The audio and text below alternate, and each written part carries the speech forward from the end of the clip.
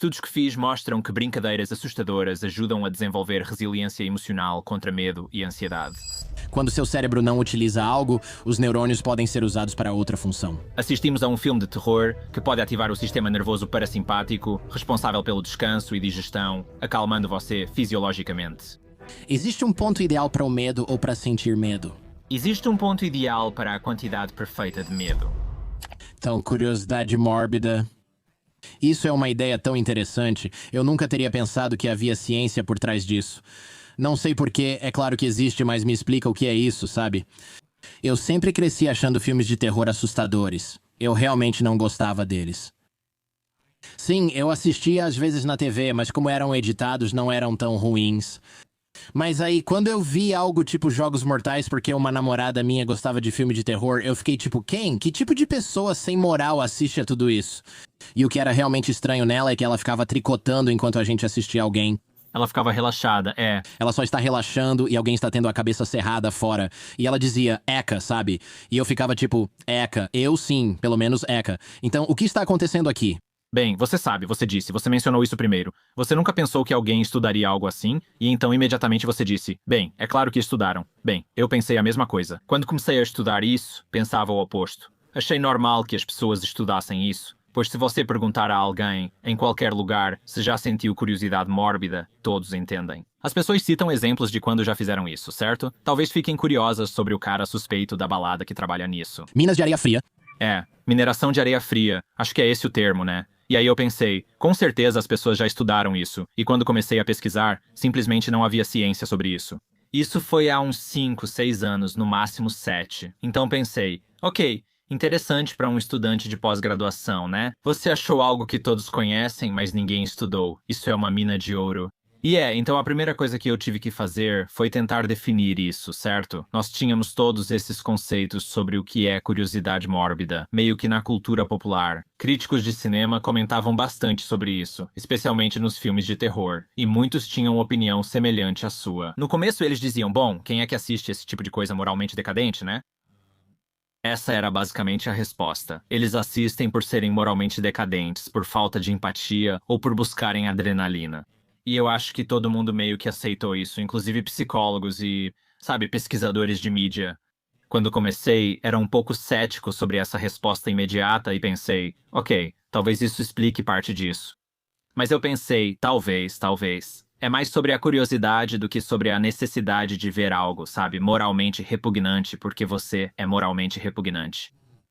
Comecei a pesquisar sobre isso e logo descobri que, para a maioria, isso realmente era assim.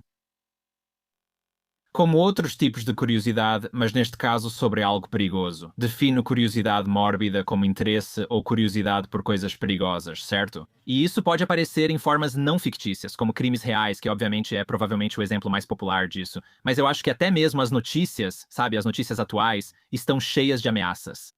E isso também pode aparecer em formas fictícias, porque a ficção faz um ótimo trabalho de, sabe, adaptar a história e os personagens para serem, no caso dos filmes de terror, ameaçadores, certo? Ela faz um ótimo trabalho de mexer com esses gatilhos cognitivos, e por isso nos atrai da mesma forma que ameaças reais, ou histórias, ou ameaças reais fariam. Sim, estou pensando em It, a Coisa, do Stephen King. Lembro de pensar, palhaço, quão assustador pode ser? E aí é um palhaço, e também tem esgotos, e dentes afiados, e também... não sei, ele persegue especialmente as crianças. Bem, é isso que torna tudo mais assustador, né? Então, quero dizer, parte do trabalho que estou fazendo agora é tentar entender como a gente define o que é horror, certo? A gente tem essa ideia de tipo, eu acho que horror é isso. Se eu assisto a um filme de terror, consigo identificar que é do gênero, mas tenho dificuldade em definir o que exatamente caracteriza um filme de terror. A resposta tradicional costuma ser essa. Se te assusta, mas é uma definição meio fraca, né? O que me assusta pode não te assustar, e o que te assusta hoje, talvez não assuste no futuro. E aí tem essa definição de, bem, talvez seja se o criador quis te assustar, tipo, a intenção dele era te assustar. E eu pensei, ok, essa é uma definição razoável. Mas, de novo, sabe, se um diretor cria algo que não assusta ninguém, mas ele tinha a intenção de assustar, isso faz daquilo um terror? Ou se aquilo assusta todo mundo e ele não tinha essa intenção, ainda é terror? E eu fui treinado basicamente em biologia, certo? Então eu penso nessas coisas como um biólogo. E eu penso, ok, no formato do reino animal, como isso seria, certo? Contamos histórias com protagonista e antagonista, algo comum a todos os animais. Há pessoas com quem queremos nos aliar e outras contra quem queremos lutar. E no terror, o que eu descobri, e eu usei LLMS para meio que anotar centenas de filmes, certo? Então eu tinha resumos desses filmes e exemplos dos personagens e como eles eram, e todas essas características.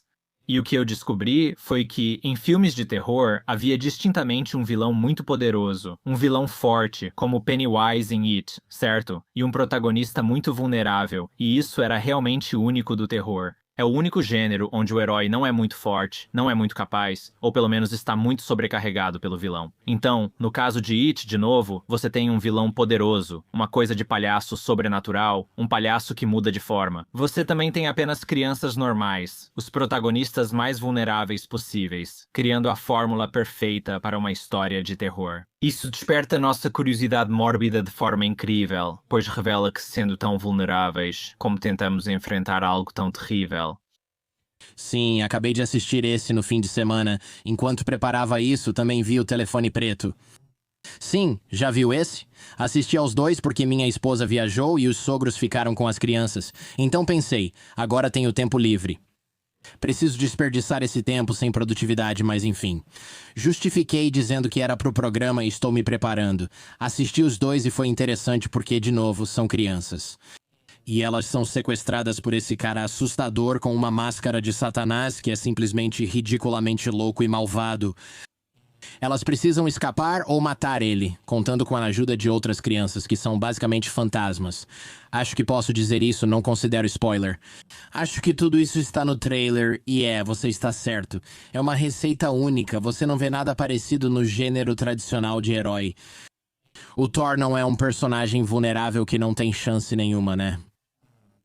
E Rambo não é um personagem vulnerável que não tem chance contra o inimigo. Você. É meio que o oposto, onde eles conseguem derrotar 1000 pessoas só pela força de vontade. Aqui é tipo, esse garoto nunca vai derrotar o assassino com machado. Mas a fórmula é sempre essa, né? Conselheiros adolescentes de acampamento e aí... Seja o que for que está lá fora com máscara de hóquei cortando todos em pedaços. Comecei a analisar casos extremos, pois são ideais para testar essa teoria. Um exemplo interessante foi o filme O Predador. Não sei se você já assistiu algum desses filmes. O original? O original, claro, sim. Arnold Schwarzenegger, sim. Então eu pensei, beleza, o Predador é perfeito, porque, quero dizer, está literalmente no nome, né? Você tem essa máquina de caça incrível, perfeita, que deveria ser o vilão perfeito, né? Então, se filmes de terror são realmente sobre medo e, sabe, vilões terríveis, só então o Predador deveria ser um filme de terror. Mas se você assiste, percebe que não é bem assim. Tipo, sim, eles ficam um pouco surpresos no começo porque são pegos de surpresa por essa máquina de caça perfeita. Mas eles também são um grupo de boinas verdes liderados por Arnold Schwarzenegger. Tipo, eles não são vulneráveis. Eles têm metralhadoras, pelo amor de Deus, Eles têm metralhadoras, e vários estudos comprovam isso. Se você mostrar a alguém uma foto de uma mão com uma chave de fenda ou martelo, e depois outra com uma arma de fogo, e você pergunta para as pessoas, ei, imagine quem está segurando isso, certo? Como essa pessoa é, qual o tamanho dela, qual a altura dela, quão forte ela é. Curiosamente, elas vão dizer que a pessoa segurando a arma, elas vão imaginar na mente delas como sendo maior, mais forte, mais imponente. Isso ocorre porque a mente considera que a pessoa está armada, tornando-a mais forte e perigosa. E a mente meio que associa isso a esse mapeamento cognitivo muito antigo, evolutivamente falando, de que coisas maiores são mais fortes, certo? Então, quando você vai imaginar, você imagina que é maior e mais forte, certo? Mesmo vendo Arnold Schwarzenegger com uma metralhadora, pensamos, meu Deus, esse cara não é nada vulnerável, né? E aí você ainda acrescenta o fato de que ele tem, sabe, treinamento dos Boinas Verdes e também tem muitos aliados. Agora, eles estão em uma floresta, meio que em um lugar desconhecido, estão em desvantagem nesse sentido, mas assim que são atacados pelo predador, eles já começam a planejar como contra-atacar. Em filmes de terror, só se faz isso quando está encurralado, igual animais de presa, como um rato, por exemplo. Um rato nunca vai revidar contra um gato, ou um esquilo, ou algo assim, ou contra um cachorro, a menos que esteja encurralado, certo? É tipo uma última alternativa, e é isso que você vê nos filmes de terror também. Você vê que é principalmente o antagonista perseguindo o protagonista por 80 dos 90 minutos, e então nos últimos 10 minutos, o protagonista geralmente fica encurralado como um esquilo ou rato e precisa revidar e ser criativo. E geralmente ele encontra algum tipo de fraqueza no antagonista, ou de repente consegue aliados que aparecem, e é assim que eles derrotam o vilão. Mas não é porque eles são mais formidáveis, não é porque são mais inteligentes, não é por causa de nada disso. Geralmente é sorte, ou porque conseguem aliados que aparecem no último minuto. Eu me lembro que, naquele filme dos anos 80, o garoto tinha uns brincos de prata da mãe dele ou algo assim. Eu não sei como eles descobriram que o palhaço era vulnerável a isso. Pois é, eles descobriram e usaram. O primeiro erra, mas o segundo acerta ele com o estilingue na cabeça e a luz surge. Eu só lembro daquele momento em que foi tipo, meu Deus, essas crianças derrotaram esse palhaço psicopata e maluco. Acho fácil. Engraçado você citar a arma, me pergunto se é o mesmo. Tenho uma teoria. Isso também vale para caminhonetes levantadas com enfeites pendurados atrás. Com certeza. Com certeza, né? Maior é mais forte, certo? Então quem consegue lidar com isso deve ser maior e mais forte. Né, eles definitivamente são, mas o clichê é, uau, energia de pau pequeno. Sua caminhonete é levantada e você dirige por São José Suburbana e literalmente coloca aqueles enfeites atrás. Tipo, não tem como demonstrar uma energia de pau menor do que essa. E você vê isso no reino animal, né? Você tem essas lutas ritualísticas, tipo, o exemplo clássico que as pessoas provavelmente pensam são dois gorilas, ficando em pé e batendo no peito, né? Essas lutas ritualísticas ocorrem porque para os animais são alternativas menos arriscadas que uma briga real. Tem menos chance de você realmente se machucar, mas você também pode fingir, né? Se você parecer maior e mais imponente, terá mais chance de assustar outros. Os humanos fazem isso frequentemente de formas culturais. Um exemplo é levantar a suspensão da caminhonete ou fingir lidar com algo maior e mais robusto do que precisa. É fácil confundir alguém que é morbidamente curioso com alguém que gosta de violência ou talvez odeie mulheres ou algo assim. E parece que você discorda disso. E quero dizer, na verdade, curiosamente, a maioria das pessoas que eu conheço que amam filmes de terror e que praticamente só assistem esse tipo de filme ou quase só assistem esse tipo de filme são todas mulheres. Sim, não é. Acho que as pessoas muitas vezes se surpreendem com isso. Mas se você olhar para os dados demográficos, as mulheres gostam de terror tanto quanto os homens. Quando se trata de terror da vida real, como crimes reais, elas consomem mais esse conteúdo que os homens. Eu ia dizer isso. Ao pensar em crimes reais, associo a um público feminino de 80 a 90% pelo menos nos podcasts. Com podcasts, provavelmente. Com documentários, provavelmente. Ainda é mais. É tipo, sabe, provavelmente 60 a 70%. E isso é interessante com podcasts, porque eu acho que os homens são um pouco mais propensos a ouvir apenas podcasts. Com certeza. Acho que o público de podcasts é cerca de 60% homens e 40% mulheres. Se você tirar o True Crime, deve ficar algo como 70, 80, 10, 80... E aí, quando você coloca True Crime na equação, isso pesa tanto que muda tudo. Se você tira o Joe Rogan e tira o True Crime, as estatísticas são de um jeito, mas ao incluir esses fatores, o True Crime desaba como um martelo. Então, quando comecei a pesquisar sobre isso, percebi que ninguém realmente estudou o tema, mas com certeza já foi comentado por alguém, certo? Um exemplo que encontrei foi Roger Ebert e Gene Siskel, dois dos críticos de cinema mais famosos de todos os tempos, certo? Eles tinham um programa de TV nos anos 80, onde faziam críticas de filmes na televisão. Eu achava esse programa triste, pois queria dizer que os desenhos de sábado tinham acabado. Aí você era obrigado a ver dois velhotes falando de filmes que nem podia assistir. Sneak Previews ficou no ar por algumas temporadas e dedicou um episódio inteiro aos chamados filmes Mulheres em Perigo. E eles fizeram isso porque os dois odiavam os filmes slasher que estavam surgindo. Eles gostavam de Halloween, que eu acho que na verdade é mais um suspense, e acho que é por isso que eles gostavam dele. Eles gostavam do Halloween original, mas odiavam todos os slashers lançados depois. Eles dedicaram o episódio Filmes Mulheres em Perigo aos slashers que vieram depois, especialmente Sexta-feira 13. O Sexta-feira 13 foi o que eles mais estavam mirando porque tinha o alcance mais amplo ou o alcance mais abrangente.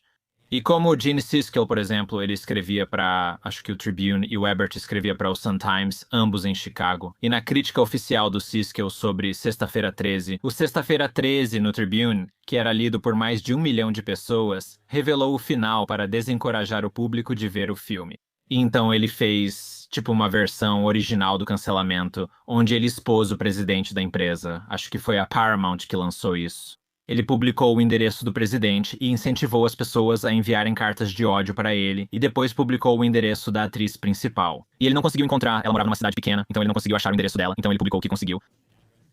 Eu pensei que fosse a Jamie Lee Curtis, aquela do Halloween. Desculpa, você não é. Falo de Sexta-feira 13 e não do Halloween. O nome dela era Betsy Palmer, acho que era isso. Ele divulgou o nome dela e falou: perturbem essa mulher. Esse é o endereço dela e do presidente. Disse: mandem cartas de ódio para eles e incentivem-nos a não repetirem isso. Nesse programa de TV falam sobre isso e os dois. O que achei realmente interessante foi que, claro, é o trabalho de um crítico de cinema odiar filmes, certo? Tipo, vai ter filmes que eles odeiam, esse é o trabalho deles. Mas o que achei interessante é que eles falaram muito nesse episódio sobre a psicologia das pessoas que gostaram do filme. Então, não só disseram: ei, esse filme é ruim porque a história é ruim e a atuação também. Mas se você gosta, você é uma pessoa ruim. Mas se você gosta, então... Eles achavam que quem gostava odiava mulheres e era tipo, citação, muito doentes, sabe? Pessoas muito doentes. E sabe, isso me chocou porque esses eram, de novo, dois dos melhores críticos de cinema do mundo. E eles não conseguiam separar o ponto de vista pessoal deles, tipo, o que achavam das pessoas que gostavam dos filmes, de simplesmente avaliar e criticar o próprio filme. Então eu pensei, ok, isso precisa ser estudado, certo? Eu sei que um desses caras faleceu há décadas, o Gene Siskel. Faleceu, acho que antes do Roger Ebert. Sim, ele e o Roger Ebert faleceram na última década, mais ou menos. Eu me pergunto se no final da carreira deles eles pensaram: a gente exagerou um pouco naquela ali. Entendi, é todo um lance. Quer dizer, eu também pensei a mesma coisa, tipo, talvez os tempos tenham mudado. Isso foi há uns 4 anos, né? Foi mais ou menos quando começou o movimento das mulheres. Talvez tenham pensado: ok, isso pode ser uma resposta. Se tivessem refletido mais sobre sua experiência como críticos de cinema, teriam percebido. A maioria desses primeiros filmes slasher, em especial, qual é o maior clichê dos slashers dos anos 80? A garota final, certo? E ela é uma mulher que está em grande desvantagem. Mesmo assim, ela sempre acha um jeito, pela inteligência ou resistência, de superar essas situações terríveis. Isso é o mais feminista que imagino. Certo? E ela geralmente tem algum momento marcante, tipo um hasta la vista, baby. Também quando está prestes a enfiar uma estaca de madeira no traseiro do cara e diz algo como, exatamente, engole essa, ou algo assim, e enfia alguma coisa na garganta dele. E você fica tipo, é isso aí, toda a plateia começa a aplaudir, é isso mesmo, ela coloca fogo no Jason e você pensa, exatamente, é isso aí, você está certo. É tipo a coisa mais feminista de todas. Talvez assista ao final da próxima vez. Acho que sim. Fiquei surpreso, pois pensei, eles viram o filme todo, não? Entendem o clichê nesses casos? E então, sabe, eu vi quando o filme Espiral foi lançado, que era tipo o 9º filme da franquia Jogos Mortais.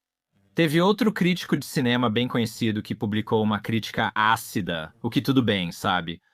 Mas, de novo, ele não criticou só o filme, ele tinha opiniões sobre a psicologia das pessoas que gostaram do filme. Chamou essas pessoas de lunáticos depravados, dizendo que não deveriam conviver com outros seres vivos. Em que momento você pensa assim? Mas são 9 e todos fizeram certo. É diferente se for, ei, tentamos algo novo, mas não está funcionando pra você. E isso é como ir assistir Velozes e Furiosos e você simplesmente pensa, quer saber carros demais? Isso não vai funcionar. Eu gosto desse placar, temos 18 desses e há planos para mais 25 praticamente com a mesma equipe, até eles morrerem e a gente ter que fazer com IA. E talvez você não goste de carros, mas isso é problema seu, camarada. E quando eu dou palestras sobre isso, eu mostro, eu falo sobre isso, e aí eu mostro um gráfico dos filmes Jogos Mortais e quanto dinheiro eles arrecadaram, mais de $1 bilhão no mundo todo. E é tipo, bem, isso significa que tem muitos psicopatas por aí, se isso for verdade, certo, certo. Pensei novamente, isso precisa ser estudado, pois não é apenas algo do passado. Psicopatas sentados ao meu lado, tricotando no teatro e falando de futebol de Michigan durante o diálogo, pois acham irrelevante. Ela virou uma assassina em série, mas acredito que isso seja exceção. Isso é uma exceção à regra. Desculpa, Megan, só estou brincando. Tenho certeza de que ela é uma advogada de sucesso. Então você mencionou que para algumas pessoas o Halloween, e eu presumo que você esteja falando do feriado e não do filme, traz uma sensação aconchegante para elas. E eu acho que existe aquela palavra, como é mesmo? É dinamarquesa ou norueguesa? Que significa algo como higiene. Sim, significa aconchegante. E é mais ou menos a mesma coisa. Pelo menos é assim que eu vejo. Tipo, eu não penso em Halloween como algo assustador. É tipo, duendes de mentira, e tem um Yoda, e tem, algumas princesas, e é como se fosse uma coisa divertida para crianças. De certa forma, é como um Natal light com tema assustador. Entendo esse aconchego, especialmente crescendo em Michigan. Na Califórnia, o Halloween fica diferente com 21 graus. Mas você vê, as crianças estão usando suas fantasias e não querem usar casaco, e querem entrar e mostrar para você porque podem tirar a jaqueta. Todos os vizinhos estão socializando na rua com os filhos uns dos outros. É como um evento. Não sei se isso realmente conta. Isso não parece curiosidade mórbida, mas seria outro ponto de vista. Afinal, não envolve morte ou coisas nojentas. É tipo, sim, é uma princesa e o último filme da Disney são caçadores de demônios do K-pop, mas sabe, todo mundo. E tem, Acho que depende. Para crianças pode ser mais assustador. Por isso, capricho nas decorações de Halloween, pois combina comigo e com o que gosto. A gente mora numa cidade muito centrada no Halloween, e eu organizo alguns dos eventos de Halloween, alguns dos grandes eventos de Halloween aqui. Então, a gente tem uma boa decoração de Halloween na nossa casa, e a gente tem um Leatherface, tipo um animatrônico de 2 metros de altura com a motosserra. é a verdadeira motosserra do massacre da Serra Elétrica do Texas. Sim, o cara com a. Isso, com o rosto de couro, sim. E a motosserra. E ele, tipo, levanta a motosserra e grita. E eu sempre fico preocupado que isso vai assustar as crianças pequenas, sabe? Mas elas sempre ficam cautelosas perto dele. Mas querem ver o que ele faz. Então elas perguntam: Você pode ligar ele? Pode? Pode fazer ele gritar e fazer aquilo, né? Então, eu acho que para algumas das crianças, isso é meio que como um filme de terror, seria para um adulto, sabe? Ou até para um adolescente. Então, eu acho que é um tipo de curiosidade mórbida para as crianças. Quem se fantasia de vilão está interpretando esse papel, enquanto os que se vestem de princesa continuam presentes. Acho que para os adultos, o foco está mais nos vilões nojentos, terríveis e nas decorações assustadoras. Nessa época do ano, ir a uma casa assombrada ou ver um filme de terror é considerado normal, é o que se espera fazer, certo? Então acho que isso acaba. Isso dá uma sensação aconchegante, porque você não está, sabe, se você gosta de filmes de terror ou de coisas assustadoras, você é morbidamente curioso, você não se sente. Esse é o período do ano em que você sabe. Sua personalidade é considerada normal e aceitável, não obscura, estranha ou errada. Isso provavelmente contribui para essa sensação aconchegante. Você tem razão. O mais assustador no Halloween é a campainha às 9h30 e pelo olho mágico, ver 2 adolescentes de 13 anos, quase 2 metros, usando máscaras de esqui. E você fica tipo, isso ainda é Halloween? Ou já estamos no expurgo agora? É. Eu já vi esse filme, né? Eu não sei se devo abrir a porta, desculpa, acabou o doce, mas eu tenho algumas balas. Se quiser, saia da minha propriedade. Só inclua a cena de Esqueceram de Mim em que ele faz isso. Isso mesmo, vou te dar 8 segundos pra tirar essa sua bunda vermelha e inútil da minha propriedade. 1, 2, 10. Aí você aumenta o volume. Então, Esqueceram de Mim é engraçado, porque uma vez alguém me perguntou. Disseram, bom, pela sua definição de terror, Esqueceram de Mim não seria um filme de terror, certo? Você tem uma criança, você tem 2. E eu disse, esse é um bom ponto, você está pensando certo. Mas se pensar bem, Kevin é muito esperto e tem tudo isso à disposição. E os 2 vilões são, tipo, horrivelmente cômicos, eles não são, eles são péssimos vilões. Eles não trabalham bem juntos, então eles não são realmente uma dupla cooperativa. Eles são idiotas sim, e são totalmente incompetentes como ladrões. Então, na verdade, Kevin meio que supera eles de algumas maneiras, né? Esse é o objetivo do filme, ele é espertinho. O que ele é, ele fala, já acabou? Ou quer mais? Exatamente.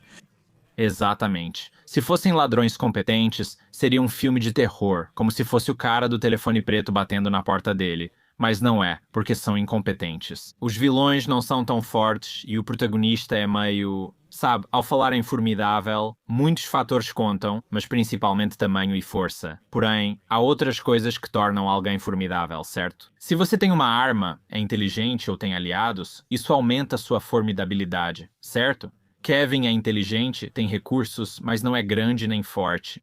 Os ladrões também não são. São burros, têm poucos recursos e não trabalham bem juntos, o que reduz sua força. Eles estão perdendo para enfeites de Natal e carrinhos Hot Wheels. Preciso tocar meu áudio irrelevante de Esqueceram de Mim. Lá vai. A Associação Dentária Americana aprovou essa escova de dentes? Esse filme se passa no Natal e virou um clássico natalino. Na minha opinião, está no mesmo nível de Duro de Matar como o filme de Natal. Então você tem 4 categorias de seria curiosos mórbidos, pessoas... Eu diria 4 tipos de curiosidade mórbida. Ok, então você? Curiosidade mórbida é como esse traço geral que você tem. Tipo, é o seu interesse total em coisas que são perigosas, certo? E então existem diferentes maneiras de você expressar isso no mundo. Um deles é a mente de pessoas perigosas, tema que já abordamos, ligado ao interesse em identificar quem representa perigo. Como reconhecê-los? Como saber quem vai... Você sabe, as pessoas chegam até a sua porta. Como eu sei se eles são realmente crianças pedindo doces ou travessuras, ou se na verdade são pessoas tentando me atacar? True Crime obviamente se encaixa perfeitamente nessa categoria. Isso é interessante, pois acredito que há uma razão evolutiva específica para nos interessarmos por isso como humanos. Fale sobre isso. Então, sim, tem um livro muito popular que saiu, acho que há uns 2 anos, escrito por Richard Wrangham. Ele é antropólogo biológico, dedicou a vida ao estudo de macacos para entender a evolução humana e nossos ancestrais. O livro chama-se O Paradoxo da Bondade. Nele, ele apresenta uma nova teoria sobre por que os humanos são, de forma única, o que chama de proativamente agressivos. Existem 2 tipos de agressão no mundo, se você agrupar, certo? Então você tem a agressão reativa, que você provavelmente pode imaginar o que significa. Significa que você reage de forma agressiva quando alguém te ofende ou te provoca, então é assim que a maioria dos animais manifesta agressividade. Então, se você imaginar um grupo de chimpanzés, você tem um chimpanzé alfa e uma hierarquia de chimpanzés abaixo dele. E o chimpanzé alfa age. Ele pega o que quiser, seja fruta, parceiras ou qualquer coisa. Se outro chimpanzé tentar tirar, ele reage. Ele vai reagir de forma agressiva, vai mostrar os dentes, provavelmente vai morder, vai empurrar, vai gritar, vai fazer coisas que parecem agressão reativa. Ele faz isso para mostrar ao chimpanzé que o desafia e aos outros que ainda é o alfa, grande e forte, avisando: não tente tirar isso de mim. E é assim que quase todos os animais demonstram agressividade ou lidam com agressão quando se trata de membros da própria espécie. Os humanos são diferentes, então ainda fazemos isso. Ainda existem brigas de bar, ainda acontecem coisas assim entre humanos, mas fazemos isso em um grau significativamente menor do que nossos parentes primatas mais próximos. Então, em vez disso, os humanos praticam muito o que é chamado de agressão proativa. Isso significa que eles ficam de fora e planejam sua agressão. Assassinos em série são um bom exemplo disso. Mas até mesmo batalhas como batalhas de guerra, a maioria disso não é, quase nada disso é agressivamente reativo. A menos que você esteja se defendendo, a maior parte disso é você planejando e tramando como vai atacar outro grupo de pessoas, certo? Essa também é a origem das conspirações, quer dizer, o clássico tipo, conspiração no Fórum Romano, certo? Com César, pessoas tramaram matar uma figura poderosa por causa de seu poder. Individualmente, eles não conseguiam fazer isso sozinhos, então tiveram que tramar juntos e conspiraram para matar César.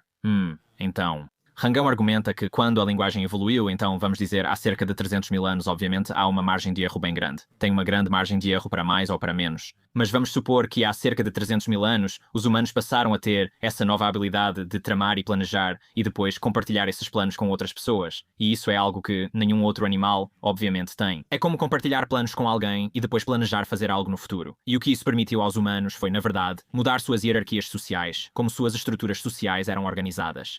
Porque agora, digamos, o segundo e o terceiro na hierarquia, ou o terceiro e o quinto chimpanzé, ou melhor, humano, podiam planejar juntos para derrubar a pessoa que está no topo. Porque talvez ele seja ruim para o grupo, sabe? Talvez não seja algo egoísta. É só que ele é ruim para o grupo. Ninguém gosta dele. Vamos derrubá-lo. E podemos fazer isso juntos. Aqui está como vamos fazer. Isso mudou tudo, tornando a hierarquia humana mais igualitária que a dos chimpanzés. E isso foi algo bom, certo? Acabou sendo positivo. Isso selecionou humanos bons em planejar e controlar a agressividade, sendo agressivos, mas com autocontrole, certo?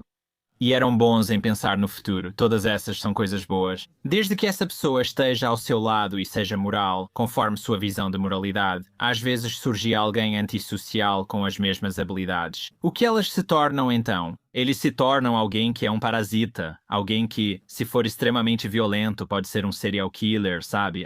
Então os humanos tinham esse novo tipo de agressividade que nenhuma outra espécie tinha encontrado e eles estavam totalmente despreparados cognitivamente para prever isso, certo? De novo, no passado. Com a agressão reativa, a pessoa ou animal basicamente diz: vou te machucar se tentar isso. Não havia dúvida. Pessoas proativamente agressivas ficam em silêncio, deixam pensamentos fermentarem e depois tramam e planejam. Quando te virem, não demonstrarão intenção de te machucar, pois isso reduziria suas chances de sucesso, certo? Então qual é a única maneira de aprender sobre alguém que é proativamente agressivo? Bem, é conhecer a história dessa pessoa, depois que ela fez aquilo, certo? Depois do crime, como foi cometido, como descobrimos, porque não sabíamos das intenções dessa pessoa, como ficou a vítima. Que sinais eles deixaram passar que poderiam ter percebido? Porque César não sabia que os senadores conspiravam contra ele? Esse é o ponto central das histórias de crime real, por isso costumam focar no agressor. Não é porque as histórias em si são moralmente falhas, ou porque as pessoas que as contam são moralmente falhas, é porque o que mais interessa às pessoas é quem é essa pessoa. Porque não sabíamos que essa pessoa agiria assim e o que a motivou? Como posso identificar pessoas assim no mundo? É isso que mais interessa a elas. certo? Isso é interessante. No livro você comenta por que humanos são menos agressivos que chimpanzés que defendem hierarquias com violência. Humanos não fazem isso. Talvez tenhamos eliminado os machos agressivos ao longo das gerações e, ironicamente, usamos a violência para tornar a sociedade menos violenta. Mas fizemos isso porque um monte de caras que só viviam uma vida normal pensaram: temos que matar esse cara que, do nada, começa a atacar os parceiros das pessoas. Sim. Ele é uma pessoa ruim. Eu posso ficar no acampamento com sua esposa e filhos, e quando você voltar, eles ainda estarão lá. Se deixarmos ele sozinho, ele mata todos. Não podemos deixar esse cara por perto, então eliminamos pessoas assim ao longo das gerações. Mas sim, existe isso. É isso. A mente humana evoluiu para lidar com ameaças, então aprender sobre elas traz vantagem de sobrevivência. Isso sustenta a teoria sobre crimes reais, certo? Pessoas. Já falei isso no programa. Pessoas, principalmente mulheres, gostam de crimes reais. É quase um pornô de assassinato. É, um pouco. Sinto que exagero, mas muitas pessoas que assistem crimes reais... Eu pergunto, o que você gosta nisso? E elas dizem, agora sinto que poderia derrotar um serial killer, pois conheço os sinais de alerta, vou perceber antes e estarei pronta. Tenho meu plano de fuga, levo spray de pimenta e uma caneta afiada para usar se preciso. Uma mulher escapou assim quando foi atacada num parque nacional. E você pensa, tá bom? Olha, mulheres fãs de True Crime que ouvem o programa, quero saber se acham que ouvir True Crime dá alguma vantagem de sobrevivência, real ou não. Não importa se realmente dá. Quero saber se você se sente mais confiante depois, mesmo sabendo que ainda vai ficar. Talvez, no fundo, ainda se preocupe com isso. O que acha? E eu realmente acho que as pessoas provavelmente se sentem assim. Isso não. Isso, porém, não explica o motivo. Posso ser curioso em um acidente e querer ver um corpo, mesmo achando nojento, sem que isso tenha valor pra mim. É quase como se fosse, tudo bem, faz tempo que não vejo um corpo. Talvez eu devesse olhar esse por ser raro, mas essa é a interpretação mais generosa de fazer essa coisa nojenta que atrasa o trânsito. Bem, eu acho. Outra coisa é que, geralmente, quando você passa de carro por um acidente, você está em um carro e então você está em um. Você está onde essa pessoa estava há 10 minutos na estrada e veja como ela terminou, né? E isso também reforça, eu acho, os perigos que vêm junto com o que você está fazendo no lugar onde você está fazendo de novo. Acho que mencionei no livro que a maioria das pessoas, quando vira para olhar o acidente de carro, não está torcendo para que tenha alguém ferido. Mas, se houver, você não quer perder essa informação porque raramente vai encontrar isso, entende? E sabe, isso produz sentimentos mistos em muita gente quando você passa por um acidente de carro, e meio que, se você acaba vendo alguma coisa, você sente nojo e pensa, cara, por que eu fui olhar para aquilo? E isso é bem típico de uma experiência de curiosidade mórbida, especialmente uma que envolve... A gente pode falar dessa outra categoria agora. Quero dizer, ferimentos corporais, certo? Esse seria um bom exemplo de curiosidade sobre o que acontece com o corpo quando você está... Ao se envolver com algo perigoso, acidental ou intencionalmente, como você, o resultado é a violência.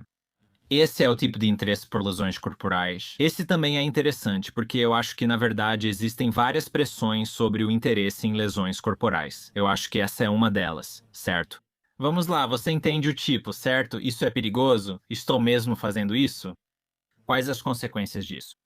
A outra coisa é que isso te dá, se for no caso de algo perigoso, como um predador ou uma pessoa perigosa, se você vê uma cena de crime, por exemplo, de uma invasão, se você vê o que aconteceu com o corpo, isso te dá uma boa indicação de quão perigosa aquela pessoa ou aquele predador é. Acho que dou esse exemplo no livro. Ao andar na floresta, você encontra um corpo com cortes leves. Não se preocupa tanto, apenas se pergunta: o que aconteceu com essa pessoa? Não sei. Você pode ligar para a polícia, mas não vai se preocupar muito com sua segurança. Se você está andando pela floresta e encontra alguém sem cabeça, você vai ficar imediatamente mais preocupado, certo? Você vai ficar com mais medo. Bem, por que isso? Por que você ficaria com mais medo? Ambas morreram e tiveram o mesmo destino, certo? Você fica mais assustado porque o que fez a cabeça da pessoa desaparecer ou ser esmagada claramente é mais poderoso e provavelmente mais agressivo. E você percebe isso porque é preciso muita força para arrancar a cabeça de alguém ou esmagar a cabeça de alguém, é preciso muita agressividade para fazer isso.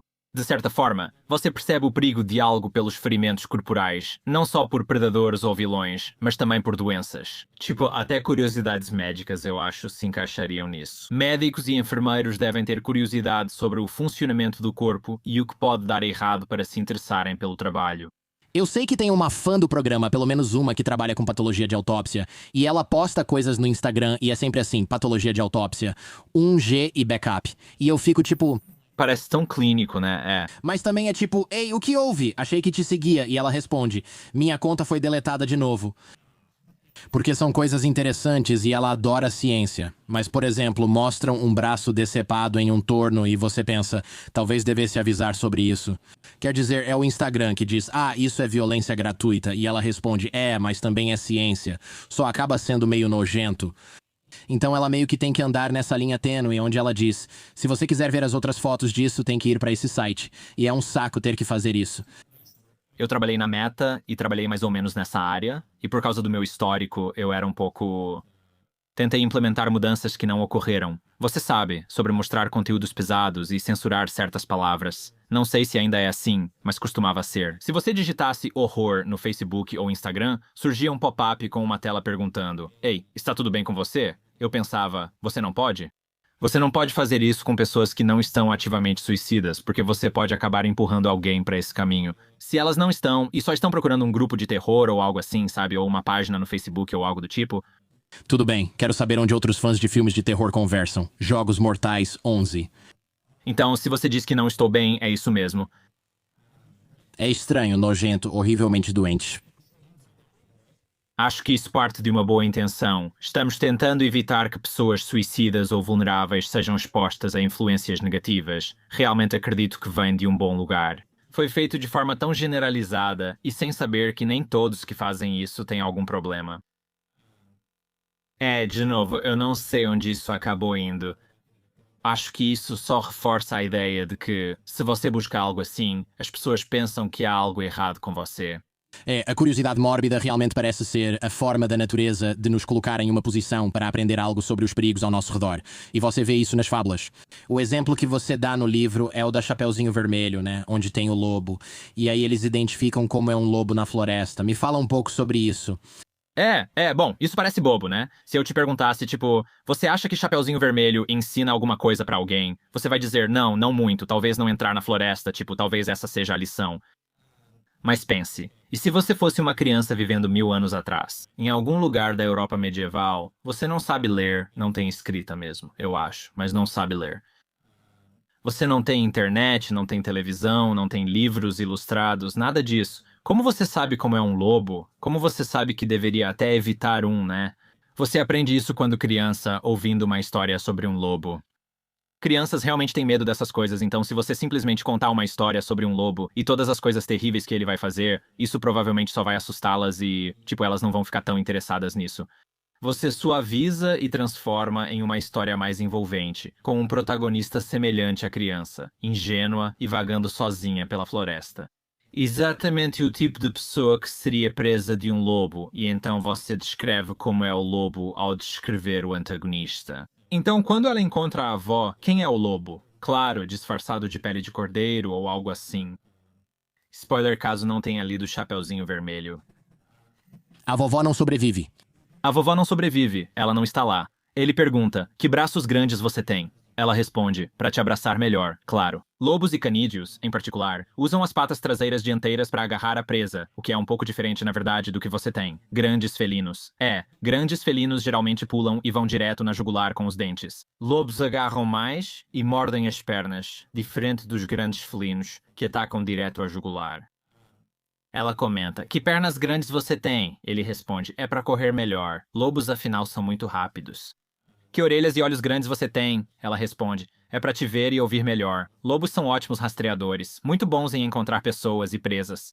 Por fim, que dentes grandes você tem? É para te comer melhor. É meio bobo ensinar as crianças assim, tipo, ei, um lobo é uma coisa, ele vai tentar. Ele não vai se apresentar, deve tentar te caçar de forma sorrateira. Você o encontrará na floresta, principalmente se estiver sozinho. Se você não contasse essa história, as crianças não saberiam como era ou agia um lobo, nem onde encontrá-lo. E temos cães domesticados há cerca de 30.000 ou 40.000 anos. Eu não sei, muito tempo. Assim, a única coisa que uma criança veria parecida ou semelhante a um lobo seria seu cachorro doméstico, o que poderia dar uma ideia errada sobre a real natureza dos lobos. Certo. Né? Então, sabe, de novo, acho que é uma mistura de pedagogia com histórias divertidas, né? Mas os humanos contam muitas histórias que têm um aprendizado nelas. Mesmo filmes modernos, né? Mesmo fora do terror, a gente sempre tenta colocar uma lição moral em um filme. Ou a gente tem, tipo, um ponto moral que está tentando passar na maioria das histórias. E eu acho que antigamente sempre tinha, com certeza, pontos morais. Mas também havia algumas lições práticas sobre o que você provavelmente iria encontrar no seu ambiente local, né? Porque o nosso mundo era muito menor antigamente. Era como se o seu mundo fosse 200 pessoas. Você conhecia muito bem alguns quilômetros quadrados de terra. Por isso, era importante saber tudo possível sobre isso. E se isso incluísse lobos, então provavelmente você teria folclore sobre lobos. Se incluísse onças, você teria folclore sobre onças. E você vê isso em todo o mundo. Não entre na casa de doces na floresta ou será assado no forno. Ou talvez sim. Ou não ande com senhoras idosas que moram na floresta. Talvez esse fosse o aviso. Isso realmente existe? É motivo de preocupação? Há muitas mulheres na floresta que comem crianças? Acho que isso já é uma boa transição para o sobrenatural. Então, quase toda a cultura na Terra, em algum momento, já teve algum tipo de crença em bruxas. Bruxas são basicamente o vilão mais comum nas culturas ao redor do mundo. Sim, as bruxas podem aparecer de várias formas, certo? Temos nosso próprio tipo nos Estados Unidos. A ideia moderna define bruxas de um jeito, mas elas podem ter várias aparências e nem sempre são mulheres. Mas o que uma bruxa faz? Bem, uma bruxa é alguém que é um pouco excluída socialmente e que pode te prejudicar à distância sem que você saiba disso. Não parece um vírus, bactéria ou outra doença infecciosa? Acho que o que acontece aqui é o que chamo de domínio do perigo paranormal. Não importa acreditar em fantasmas, se eles, alienígenas ou algo assim, existem. O que conta é o interesse. Os humanos têm esse interesse único em coisas que eles não entendem completamente, que são perigosas ou desafortunadas. E o que eles costumam fazer é atribuir essas ações a algo com agência, certo? Se algo ruim acontece comigo, como eu ou um familiar ficarmos doentes, especialmente antes da Revolução Científica, buscávamos explicações para isso. Não dá para só aceitar e pronto, certo? É preciso buscar uma explicação, pois o mais adaptativo é tentar entender por que um evento ruim aconteceu com você. Agora, os humanos têm isso, nós somos criaturas sociais, super sociais. A maioria das coisas que acontecem conosco acontece porque outras pessoas as fazem acontecer ou estão envolvidas no evento. E então, claro, nós temos uma tendência a pensar assim: bem, se algo ruim aconteceu, provavelmente uma pessoa esteve envolvida ou algum tipo de coisa parecida com uma pessoa esteve envolvida. Às vezes são deuses, bruxas ou, nos tempos modernos, alienígenas. Geralmente são fantasmas, ancestrais, espíritos, demônios, gênios ou como preferir chamar. É sempre algum tipo de coisa antiga ou, desculpe, algum tipo de coisa que você não pode ver, que é realmente poderosa e maliciosa e que muitas vezes acaba tomando a forma de uma bruxa que lança maldições, certo? Eu dou um exemplo no livro de, acho que era Gottlieb o nome dela. Ela é uma antropóloga e ela estava em Papua Nova Guiné ou em algum lugar assim, e houve um surto muito grave de verme da Guiné. O verme da Guiné é um parasita horrível que se pega ao beber água contaminada. E ela sabia que havia um surto de verme da Guiné, então ela estava fervendo a água para matar os parasitas, matar os ovos, matar o que fosse, certo? Ela tentava convencer as pessoas de que estudava, dizendo: fervam a água, há surto de verme da Guiné. Mas respondiam: não vejo nenhum verme aí. Ela diz: eles são microscópicos, você não pode vê-los. Perguntam: como sabe que existem? Ela responde: porque cientistas me dizem que sim. Novamente, algum praticante sábio está te dizendo que algo que você não pode ver está te causando mal. Essa mulher não conseguiu? Ela definitivamente não foi convincente, certo? Ela não foi convincente para eles, porque eles diriam: bem, não são vermes, são bruxas, certo? São as bruxas que estão amaldiçoando a água, porque nós gostaríamos. Achei que iam dizer que comeram ela, porque no ano novo em Papua é assim. Essa sabe por que todos ficamos doentes, menos ela. Então ela deve. Na verdade, isso teria sido um ótimo filme, quero dizer. Isso funcionaria bem para o filme, sim. E então ela tentou convencê-los, e finalmente conseguiu, ela disse. Disse: olha, tem vermes aqui dentro. Eles responderam: tudo bem, talvez tenha, mas mesmo tirando os vermes, isso não vai parar as bruxas. E então, sabe, os humanos têm isso, mesmo com doenças. Isso se encaixa nas nossas intuições de que há algo pequeno que eu não posso ver, ou algo invisível que eu não posso ver, que está me afetando negativamente, certo? E então, se você não tem a ciência, geralmente você atribui isso a outra pessoa que está fazendo isso. Sim, então é assim que nós atribuímos. Coisas ambientais ruins, como erupções vulcânicas ou pandemias, ou doenças, ou todo tipo de evento climático ou meteorológico terrível, mas também qualquer infortúnio que simplesmente acontece com a gente, certo? Tendemos a achar que outra pessoa ruim é a responsável. Algo que achei interessante no livro é sobre as presas. Animais e predadores vivem em proximidade e muitas vezes estão dentro do campo de visão uns dos outros. Por exemplo, leões e zebras costumam ficar relaxando perto do mesmo poço d'água o dia todo, e não é grande coisa até que as zebras percebam sinais de que o leão está com fome ou caçando. E isso me deixou impressionado. Porque para humanos, seria como estar em uma cafeteria e vários jacarés entrarem e você achar normal após ver um deles comer uma galinha viva lá fora. Ele nem está com fome. Olha pra ele. É, Tipo, eu não vou ficar naquela cafeteria e acreditar só na sua palavra, mesmo que eu visse ele comer o frango. Sabe? bem, as zebras realmente não têm escolha, né? E eu.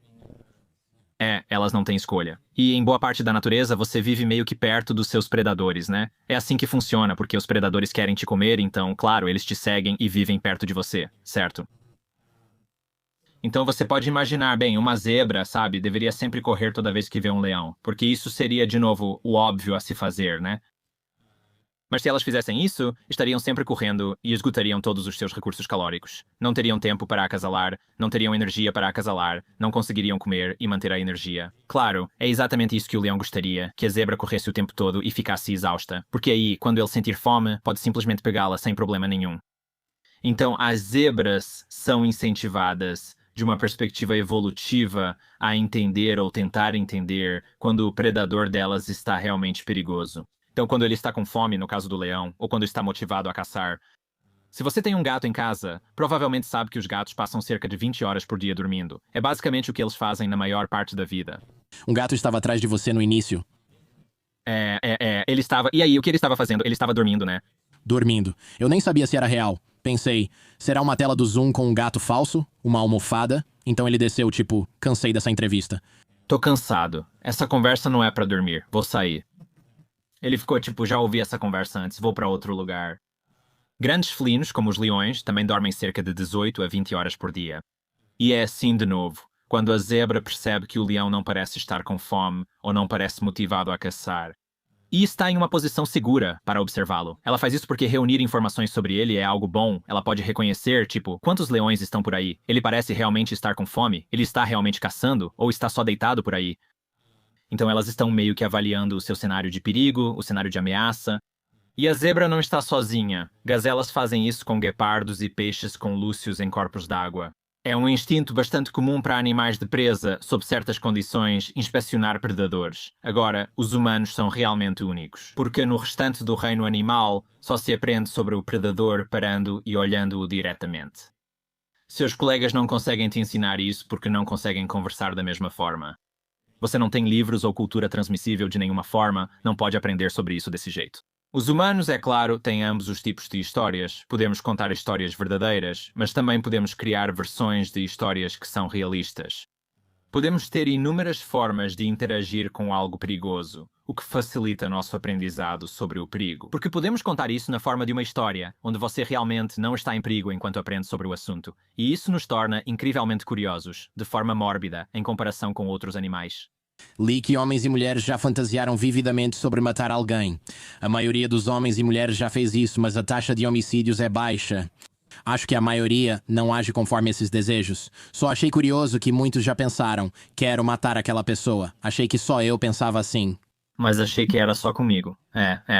David Buss realizou esse estudo com colegas, envolvendo milhares de homens e mulheres em vários países. Era um pouco mais comum entre os homens. Mas era tipo 80 a 90% das pessoas, ou algo assim, que já tinham fantasiado sobre matar alguém. E aí, claro, você faz a pergunta, por que elas não fizeram isso, certo? Bem, porque existem consequências em matar alguém, é claro. Isso é basicamente o que me impede. Prisão arriscada, leis e a polícia é o que me impede de matar. Mas é claro, você tem outros fatores psicológicos que te motivam a não matar pessoas. Mas eu acho que o interessante, ou o que esse estudo diz que é realmente interessante, é que a espécie de mecanismo cognitivo existe para planejar e arquitetar e estar pronto para matar alguém caso realmente fosse preciso, certo? Acho que é isso que o estudo mostra, então podemos falar da quarta dimensão agora, A violência é basicamente o centro de tudo, certo? O foco é evitar se tornar vítima de qualquer tipo de violência. Seja por um acidente, por um predador, por uma pessoa perigosa ou por alguém que você acha que é perigoso, como uma bruxa ou outra pessoa, tudo gira em torno de não se tornar uma vítima de violência. É isso que é a curiosidade mórbida, mas existe um tipo específico ligado à violência, pois há várias formas de aprender sobre isso. Abordamos 3 delas. Uma delas é aprender sobre isso entendendo a mente de outras pessoas e tentando prever quem vai ser perigoso, quando e porquê. Outra forma é entender as consequências da violência, especialmente as lesões corporais. A terceira, a sobrenatural, lembra muito as mentes de pessoas perigosas. Mas trata-se de coisas ou pessoas que não podemos ver ou acessar. Então, temos que aprender sobre essas pessoas às quais simplesmente não temos acesso. Certo, os fantasmas, os alienígenas, os deuses, seja lá o que for. O domínio da violência é observar sua própria violência e como ela se manifesta. Conversamos sobre mulheres e true crime, e como, após ouvirem o podcast, talvez se sintam mais preparadas. Elas andam com spray de pimenta, caneta ou algo parecido. Elas sabem o que fazer se alguém tentar capturá-las. Acho que os homens praticam algo como boxe ou UFC, então você assiste a uma luta de UFC, certo? O que está fazendo?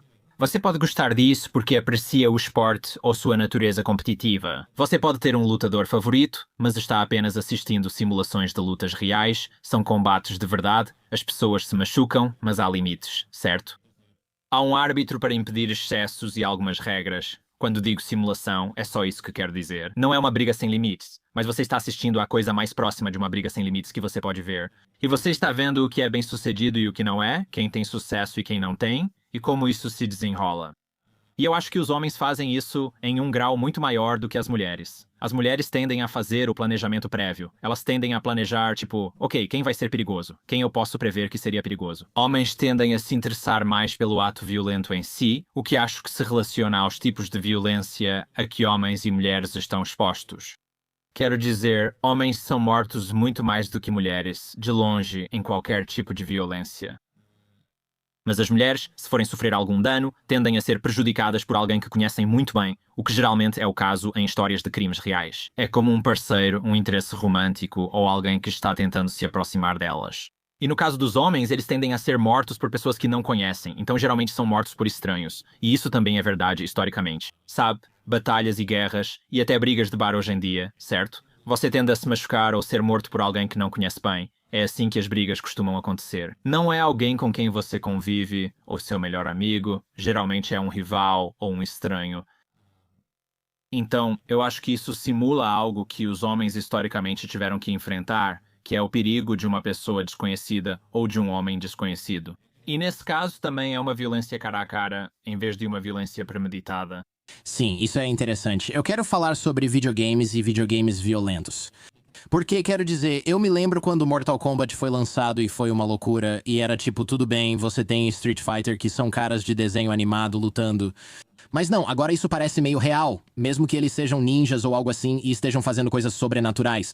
Mas tipo, você pode lançar uma lança da sua manga e acertar o cara, puxar ele pra perto. E aí você dá um uppercut nele e ele voa pelo ar. Tem sangue pra todo lado. E aí saiu pra Nintendo e Sega, e era tipo, né, a versão do Nintendo tinha só uma coisa branca que parecia, sei lá, qualquer coisa. Se você colocasse o código de sangue no Genesis, Sega Genesis, aparecia sangue, espinhos e tudo mais. E era tipo, caramba, e a galera estava comprando o Sega só pra jogar Mortal Kombat lá. Porque eles falavam, não vou jogar essa versão do Nintendo com suor, sai fora. Achei interessante, fui atrás dessa história porque já conhecia Mortal Kombat e a polêmica. A polêmica cresceu quando o jogo chegou aos consoles domésticos, lembrando o que ocorreu com os filmes slasher dos anos 80. Isso também coincidiu com o VHS popular nas casas. As pessoas não só temiam adolescentes vendo filmes slasher escondidos no cinema, mas também em casa. Isso vai afetar a mente das crianças em casa, e não há como protegê-las. Quando os videogames começaram a chegar nos consoles, houve um tipo parecido de pânico moral, tipo, meu Deus, agora, sabe, não só temos que mantê-los longe dos fliperamas, mas também precisamos garantir que eles não consigam esses jogos e joguem em casa. E se eles jogam Pac-Man à noite enquanto durmo pensando que estão na cama? É. E então, quando Mortal Kombat foi lançado, ele saiu, sabe, para essas duas plataformas, o Sega Genesis e o Super Nintendo. E o Super Nintendo era muito mais popular. Não lembro a estatística, nem se menciona no livro, mas era bem mais popular no ZUA. nas casas. E quando foi lançado, a Nintendo disse: "Bem, nós somos uma empresa de videogames voltada para a família. Mas a gente não quer perder o dinheiro, não quer perder o sucesso que sabemos que isso vai ter. Então, que tal a gente transformar o sangue em suor? Esse negócio cinza e pegajoso, a gente não deixa, tipo, o Sub-Zero arrancar sua espinha e exibir para o público. Talvez a gente diminua, suavize alguns dos golpes finais." E aí a SEGA falou: "Não, a gente vai fazer tudo completo." Sem mais fatalities. Agora é só um finalizador, o cara cai no chão e você pensa, isso é tão insatisfatório. Sim, sim. E então, sim, o que aconteceu foi que quando o jogo saiu, a versão do Sega Genesis vendeu 5 vezes mais que a da Nintendo, mesmo sendo, sabe, bem menos representada. Seria 20-1 se você convencesse seus pais a comprar um novo console, mas precisava tentar. Muitos diziam, não vou gastar 300 ou 100 em um console só por um jogo. Teria sido 50-1 se as pessoas soubessem se comprometer. Exatamente, e isso preocupou as pessoas, né? Então, teve uma audiência no Senado do Ziquero sobre isso, tipo, peraí, a gente precisa resolver isso. Assim surgiu a ESRB, órgão que classifica jogos como adolescente ou adulto. Classificação e para todos, Sim, achei que foi um ótimo exemplo de mais um pânico moral. O que acontecerá se nossos filhos jogarem videogames violentos? Esses jogos pixelados em que arrancam uma coluna de um homem e aparecem pixels vermelhos, sabe? As pessoas ficarão violentas e crianças arrancarão colunas e jogarão espíritos umas nas outras. As pessoas realmente pensavam isso, e eu entendo, sabe, quando algo novo surge. Na verdade, eu entendo a visão comum de que, se você joga videogames violentos ou adora filmes de terror, talvez tenha algo um pouco errado psicologicamente com você. Entendo, mas os dados não mostram isso, certo? Há décadas eles não apontam essa relação com videogames violentos. Quero dizer, foram gastos milhões de dólares desde o início dos anos 90, mais ou menos, quando isso começou, até meados dos anos 2000, ou 2010 milhões e milhões de dólares gastos. E o resultado disso foi exatamente esse. Videogames violentos não parecem influenciar a violência real. Sim, crianças incrivelmente violentas geralmente gostam de videogames violentos, mas já eram agressivas antes. Eu joguei muito Grand Theft Auto, cara. Ainda não roubei nenhum carro, nunca vi ninguém e joguei essa pessoa pra fora de um veículo em movimento. Ainda. Sim, ainda não. Você quer que eu faça isso de novo? Essas leis estão prejudicando minhas consequências. E, tipo, ficar intelectualizando essas consequências, né? Isso mesmo. Assassin's Creed eu tenho, já nem sei. Voltarei no tempo e serei assassino de novo. Eu continuo tentando, mas estou muito ocupado esses dias, especialmente com filhos pra criar e um negócio pra administrar. Mas eu simplesmente não. Minha geração inteira seria Mad Max. Se videogames deixassem as pessoas violentas, certo? Nós seríamos, você seria. Seria terrível. Aqui estamos, tudo quase bem, e os videogames estão piores. Dizem que são tão realistas que tornam as pessoas violentas. E eu penso, é mesmo? A gente achava que Pac-Man ia transformar as pessoas em viciadas em drogas. Bem, isso até pode ter acontecido. Eu achava que Mortal Kombat ia deixar as pessoas violentas e Street Fighter ia deixar as pessoas violentas. Sei lá, cara. Bom, e eu acho que, sabe, como você mencionou, as pessoas que cresceram assistindo filmes de terror e jogando Mortal Kombat, elas parecem bem, na verdade talvez até sejam um pouco melhores, né? Eu fiz alguns estudos mostrando que pessoas que têm contato com coisas assustadoras, tipo histórias de terror ou brincadeiras assustadoras em geral, especialmente quando são crianças. E isso pode acontecer de várias formas, né? Crianças brincam, podem ver filme ou jogar videogame de terror. E também brincar de faz de conta assustador. Elas fazem isso com frequência, por exemplo, quando você deixa crianças pequenas sozinhas com amigos, o que elas fazem? Elas brincam de faz de conta lá fora, antes dos celulares, e os jogos que inventam geralmente têm um vilão, monstro maligno ou algo terrível. Esse é o tipo de história que elas inventam naturalmente. Até jogos como Pega-Pega ou Esconde-Esconde imitam a relação de predador e presa, certo? Existe alguém tentando te pegar e, se conseguir, você sai do jogo. Ou então você precisa se esconder de quem está te caçando. Esses jogos são para crianças. Esses jogos provavelmente são um pouco emocionantes, um pouco assustadores, um pouco de cada. Para adultos não são assim, mas para crianças são um pouco emocionantes. Há evidências de que crianças que brincam de forma emocionante têm menos risco de ansiedade no futuro. Eu fiz alguns estudos mostrando isso, sabe como? Brincadeiras assustadoras podem ajudar a desenvolver resiliência emocional, especialmente contra medo e ansiedade. Faz sentido, não é? Se você está crescendo como uma criança e nunca sente medo, nunca sente ansiedade, certo? Você nunca faz brincadeiras assustadoras, não assiste a filmes assustadores, não joga jogos assustadores. Seus pais te protegem e resguardam. Você simplesmente não vai ter prática em regular o medo, regular a ansiedade. Então, quando você cresce e o mundo adulto te atinge de frente, você começa a sentir medo e ansiedade de maneiras incontroláveis. Você não vai conseguir regular essas emoções, certo?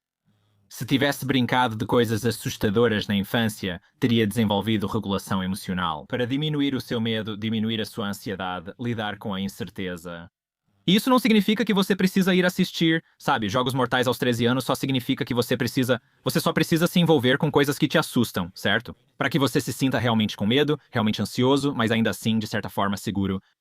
E você tem a oportunidade de regular essas emoções. E você simplesmente fica bom em regular essas emoções como um substituto, certo? Como um subproduto, ao invés de fazer isso.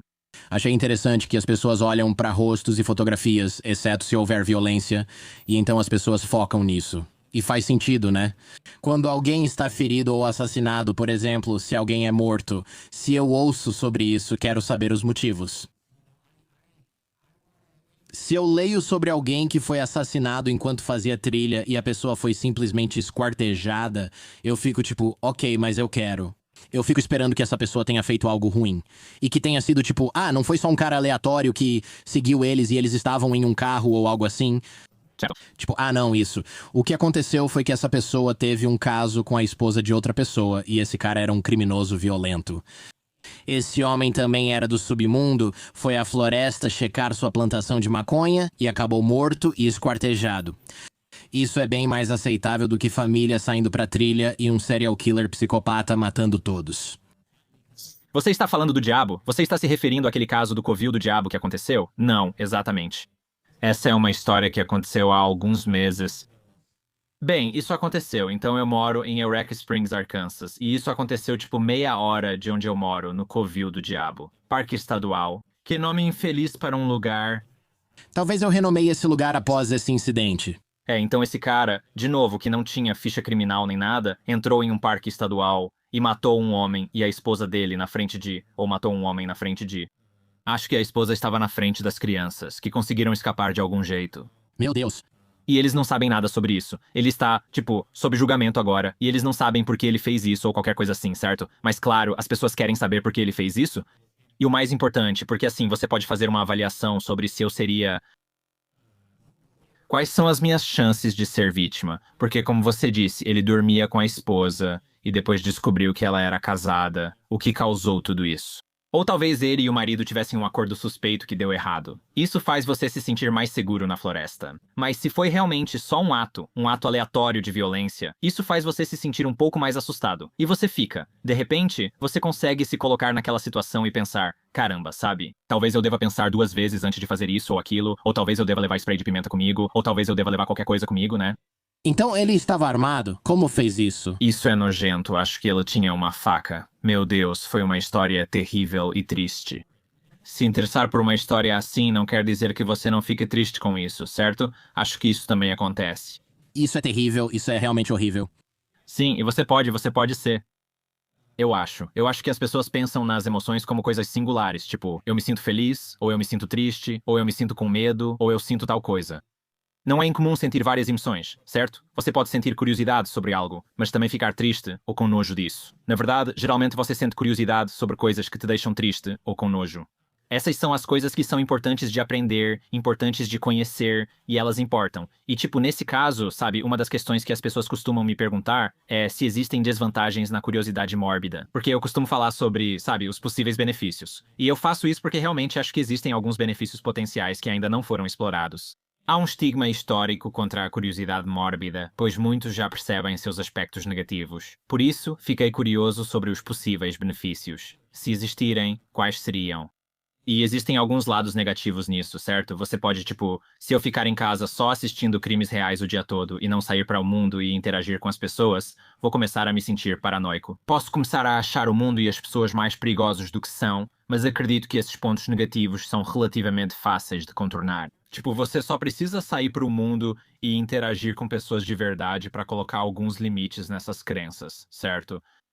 Então, eu acho que pode haver desvantagens, assim como pode haver desvantagens em qualquer traço de personalidade. Você pode ser extrovertido demais, pode ser gente boa demais, pode ser neurótico demais, pode ser qualquer coisa demais, e também pode ser curioso mórbido demais. Mas é bem fácil combater essas desvantagens. Existem subreddits inteiros, bom, agora eles foram banidos, mas existiam subreddits como Watch People Die. E eu me lembro que as pessoas ainda falam sobre isso. Sobre isso naquela época. As pessoas ainda falam sobre isso. E elas dizem, isso me lembra daquele vídeo onde algo acontece e aí alguém fala, você está falando de Funky Town? E as pessoas dizem, não coloca o link. Ai, Deus. Você fica tipo, sobre o que é isso? As pessoas falam, não pesquise no Google, não assista. Confie, vi isso aos 18 anos, agora tenho 25 e queria esquecer. Ainda penso nisso e fico, não vou assistir, mas quero saber o que é. Alguém só me conta. Alguém me dá uma descrição. E e são coisas realmente, realmente nojentas. Você sabe o que é? Você sabe o que é? É como um cartel. Quem for pesquisar no Google, nem perca tempo, é assassinato de cartel. É nojento. Não vi, mas não consigo. Só a descrição já é terrível e nojenta. E eu nem vou falar isso no programa. É absolutamente repugnante. É horrível, sim. E como muitos, ao assistir, as pessoas se sentem péssimas, mas ainda assim têm curiosidade de saber o que é. Não porque eu fico feliz que aconteceu, não porque eu aprovo, não porque eu acho que é algo bom, nem porque eu me sinto neutro em relação a isso, mas justamente porque eu me sinto mal com isso, porque é horrível e eu dou atenção. Eu dou um exemplo no livro do Darwin, que percebeu que isso não é algo exclusivamente humano, mas parece que os humanos fazem isso com mais frequência. Ele comenta sobre os macacos que ouviu falar. E claro, Darwin ficou famoso por sua teoria da evolução. Ele era um teórico, não um cientista empírico, não fazia estudos. Ele ouviu essa história de um zoologista chamado Alfred Brin, que relatou um experimento em que macacos viram uma cobra dentro de uma bolsa. Um macaco olhava e gritava dentro da bolsa, outro se aproximava, fazia o mesmo e corria. E é exatamente o que você está descrevendo aqui, onde as pessoas dizem, eu já vi isso, você não vai querer ver, certo? É como olhar na bolsa, gritar e sair correndo. Mesmo assim, os outros macacos tinham que conferir porque ele sobreviveu, certo? Aquele outro macaco sobreviveu, ficou bem e sinalizou perigo. Eu quero saber o que é aquilo e parece, isso é horrível, você não vai querer ver. Bem, agora eu meio que quero ver isso. Eu vivi isso de verdade. Quando morava em Manhattan, estava conversando com o porteiro no saguão, quando outro porteiro entrou correndo. A gente ouviu um barulho alto e ele achou que era andaime caindo e ficou tipo, hã? Aí ele entrou correndo e falou, meu Deus! Ele estava todo abalado e disse, liga pro 911 agora. E o outro cara perguntou, o que aconteceu? E ele falou, não vai, não sai lá fora. E eu falei, eu vou lá fora, obviamente. E ele, não sai lá fora. E eu perguntei, o que aconteceu? Ele disse, alguém pulou do telhado. Deus. E o barulho que ouvimos foi a pessoa batendo no chão. E a gente ficou tipo, e aí, uma vez, ele olhou nos meus olhos tão triste e parecia que estava implorando. Ele disse, não vá lá fora, e eu fiquei tipo, talvez eu não vá lá fora. Sabe, só porque ele te contou o que era. Ele meio que te contou o que era, e ele realmente enfatizou o... Basicamente, o que ele estava enfatizando era o aprendizado. Tipo, o que você vai aprender com isso não vai compensar como você vai se sentir em relação a isso. Sim, exatamente. Essa é uma boa maneira de colocar isso com precisão.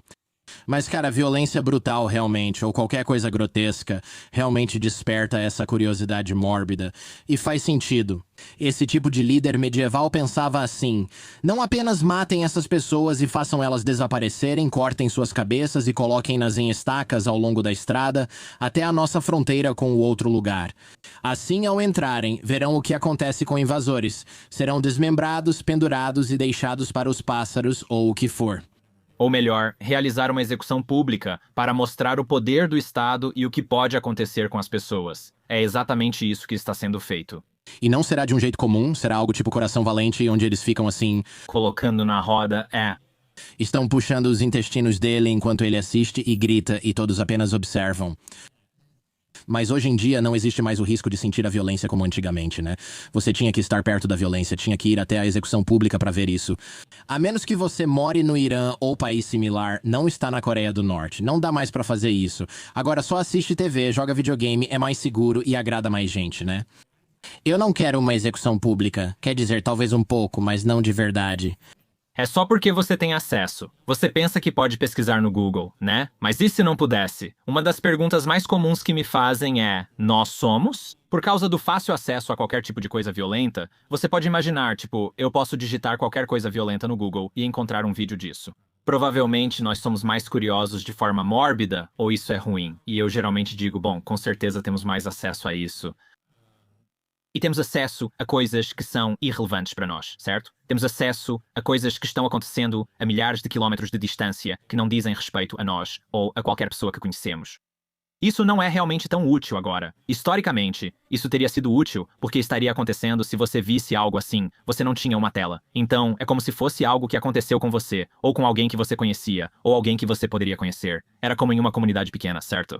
Não acho que isso nos torne mais curiosos de forma mórbida, pois há 500 anos você já teria levado sua família e caminhado 8 quilômetros para ver. Assistir a uma execução pública exigia muita motivação para satisfazer a curiosidade mórbida, ao contrário de hoje.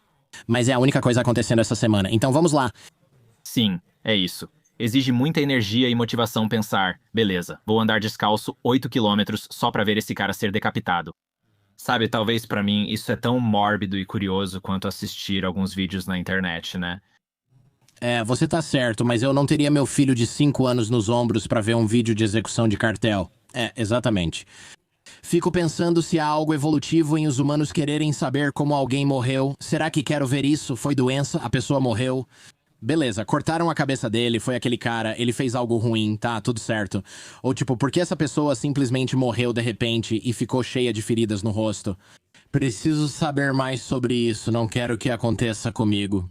Os humanos têm características que consideramos únicas, como as famosas últimas palavras, mas sempre descobrimos que algum animal também faz algo que achávamos exclusivo nosso. Mas uma coisa que realmente parece ser um pouco única dos humanos é a cura, certo? Nós nós curamos outros membros da nossa espécie de maneiras que outros animais realmente não fazem. E nós somos muito bons nisso, tipo, muito bons mesmo.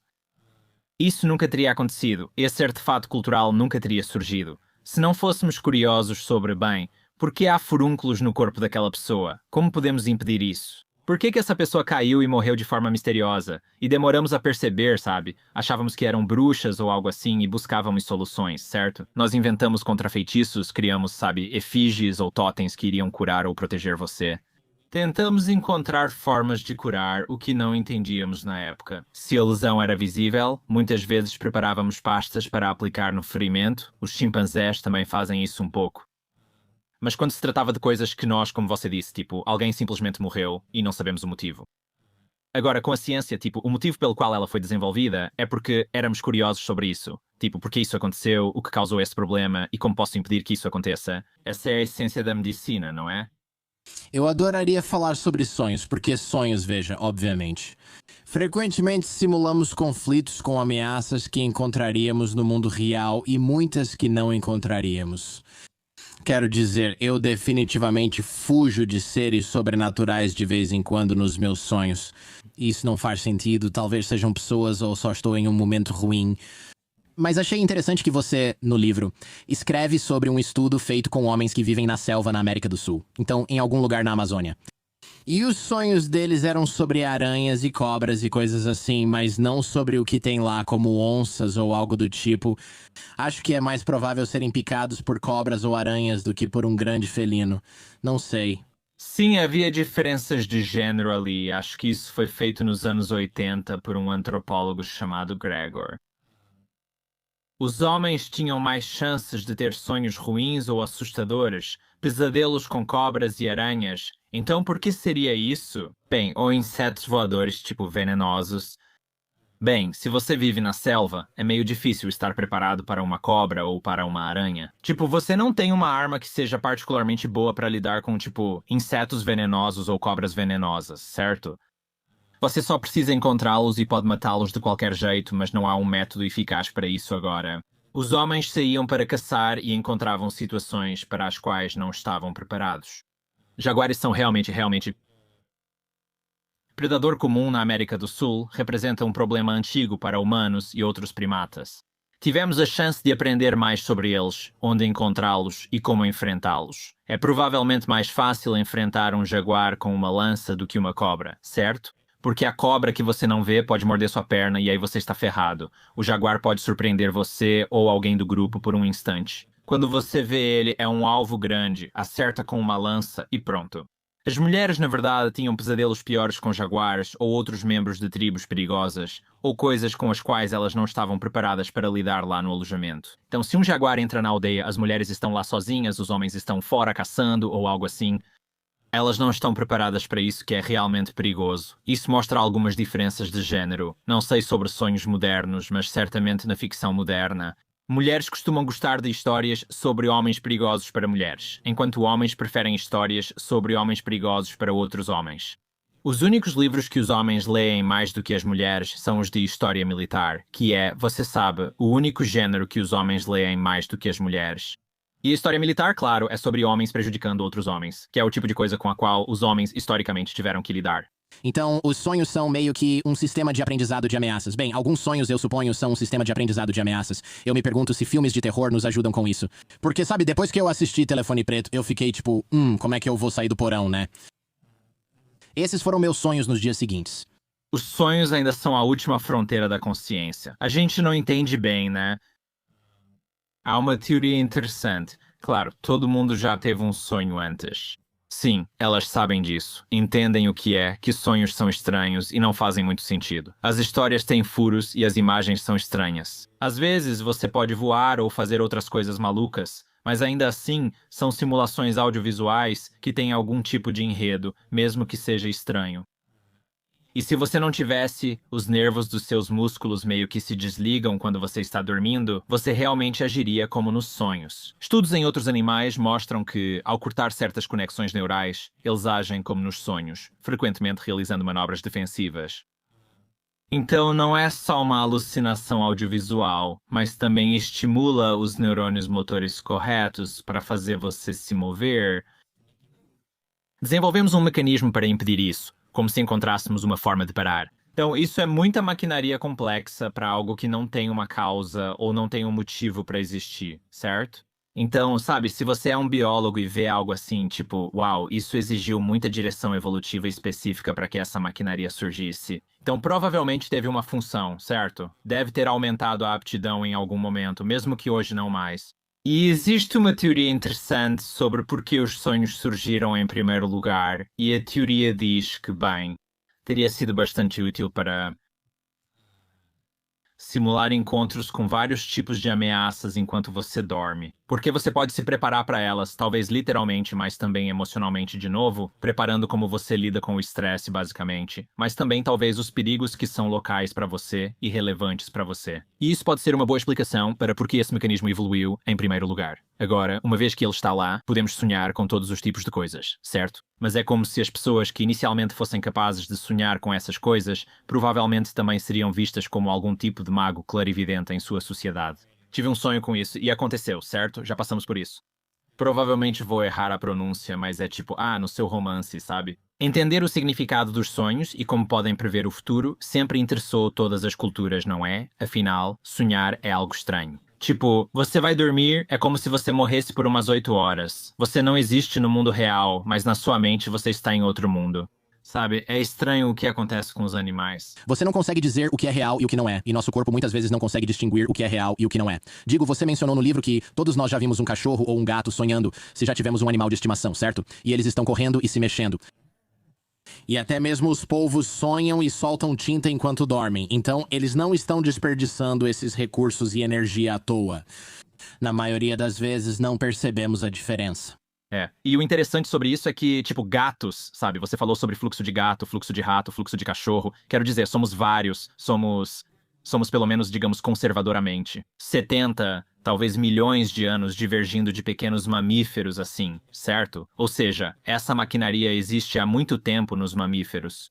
Exemplo do polvo, com sistema nervoso bem diferente do nosso. É interessante que eles sonhem e também que tenham desenvolvido essa habilidade separadamente dos mamíferos, já que possuem um sistema nervoso totalmente diferente. Então sonhar deve ter sido algo muito importante de alguma forma. Foi conservado por milhões de anos e evoluiu separadamente 2 vezes, de forma semelhante em diferentes sistemas nervosos. Então, novamente, isso sugere que é importante para alguma coisa, ou foi em algum momento, e talvez ameaças ou o aprendizado sobre ameaças possam ser uma boa explicação para isso. Sim, é fascinante. Dr. David Eagleman, que já participou do programa, é neurocientista. Ele diz que uma das funções que os sonhos têm, pelo que pensamos, é que eles... Quando o cérebro não usa algo, os neurônios podem ser reaproveitados ou outra área pode assumir. Por isso você precisa do córtex visual e auditivo durante o sono. Porque se você não usar, então, tipo, sei lá, tanto faz. Alguma outra parte do seu cérebro pensa, você não está usando isso para o gado, quer começar a usar isso? Então é tipo, não, estamos sonhando.